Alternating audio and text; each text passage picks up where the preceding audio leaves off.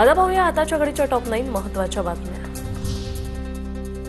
नाशिकमधील तपोवनातील वृक्षतोडी विरोधात आज मनसेचं आंदोलन। शालिनी ठाकरे, सायली संजीव आणि अमेय खोपकर यांच्या नेतृत्वात आंदोलन होणार।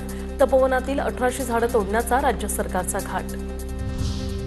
तपोवनातील झाडं तोडून होणाऱ्या प्रदर्शन केंद्राच्या निविदा प्रक्रियेला अखेर स्थगिती। मंत्री गिरीश महाजनांची माहिती। वृक्षतोड करून तपोवनातील जागेवर भव्य डोम उभारला जाणार होता। डोम पुढील 32 वर्षांसाठी प्रदर्शन केंद्र म्हणून वापरला जाणार होता। कुंभमेळ्यासाठी नाशिक आणि त्र्यंबकेश्वरमध्ये जागा भाड्याने घेणार। साधू महंतांच्या वास्तव्यासाठी साधूग्रामची जागा भाडेतत्वावर घेण्याचा निश्चित। दर अंतिम केल्यानंतर जागा मालकाशी भाडेपट्टी करारनामा केला जाईल। नाशिकच्या तपोवनातील वृक्षतोडीला दिग्दर्शक महेश मांजरेकर यांचा विरोध। तुम्ही वेगळा मार्ग निवडा पण झाडं तोडू नका, महेश मांजरेकरांची राज्य सरकारकडे मागणी। इंडिगो कंपनीच्या मॅनेजमेंटने जाणीवपूर्वक हा गोंधळ घातला असून या प्रकरणाची सीबीआय चौकशी व्हावी, काउन्सिल ऑफ इंडियन एव्हिएशनचे अध्यक्ष नितीन जाधव यांची मागणी। एक महत्त्वाची बातमी। इंडिगोच्या विस्कळीत सेवेमुळे भारतीय रेल्वेने 37 गाड्यांना 116 अतिरिक्त कोच जोडले। रेल्वेकडून सुरळीत प्रवास करण्यासाठी व्यापक उपाययोजना। परळी नगर परिषदेसमोर राडा घालणं शरद पवारांच्या राष्ट्रवादीच्या पदाधिकाऱ्यांना महागात पडलं। दीपक देशमुख, आबासाहेब देशमुख, वैजनाथ कळसकर यांच्यासह 15 ते 20 जणांवर गुन्हा दाखल। स्ट्रॉंग रूमच्या कारणावरून झाला होता वाद।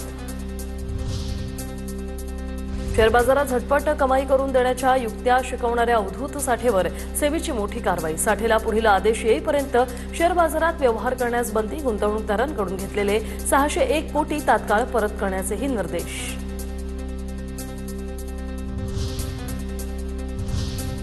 आता पाहूया टॉप 9 महत्त्वाच्या मोठ्या बातम्या।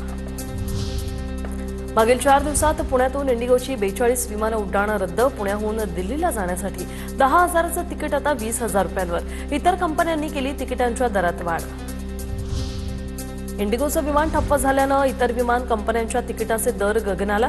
नागपूर मुंबई, नागपूर दिल्ली जाण्यासाठी 25,000 ते 40,000 पर्यंत दर आकारले जातात। इंडिगोची अनेक विमानं रद्द झाल्याने प्रवाशांची होते आहे गैरसोय। गोंदियातील बिसरी विमानतळावरून इंडिगोची उड्डाणं रद्द। इंडिगोने प्रवाशांच्या तिकिटाचे पैसे परत केले। 9 डिसेंबर नंतर सेवा पूर्ववत होणार असल्याची माहिती। एआयच्या युगात कोणतीही नोकरी पूर्णपणे सुरक्षित नाहीये। प्रत्येक कर्मचाऱ्याला नोकरीमधील मोठ्या बदलासाठी तयार राहायला लागेल। गुगलचे सीईओ सुंदर पिचाई यांचा इशारा।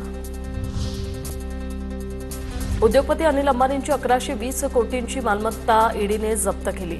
मनी लॉन्ड्रिंगच्या चौकशीचा भाग म्हणून ईडीकडून ही मालमत्ता जप्त करण्यात आली। अनिल अंबानी यांच्या समूहाविरोधात आतापर्यंत 10,117 कोटींची मालमत्ता जप्त।